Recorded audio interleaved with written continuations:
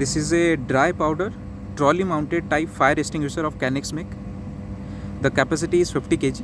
It is written on the left hand side. Let me show you. The capacity is 50 kg. Attached to this fire extinguisher is a carbon dioxide canister of 2 kg, which is attached to the back side. Let me show you. Here is the carbon dioxide canister. The capacity is 2 kg. To use it, first we have to remove this lock pin and then turn the knob or open this knob.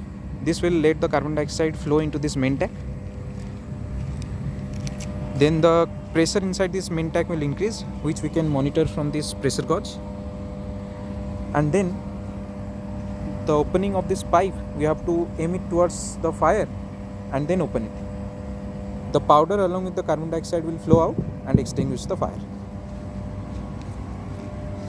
Thank you.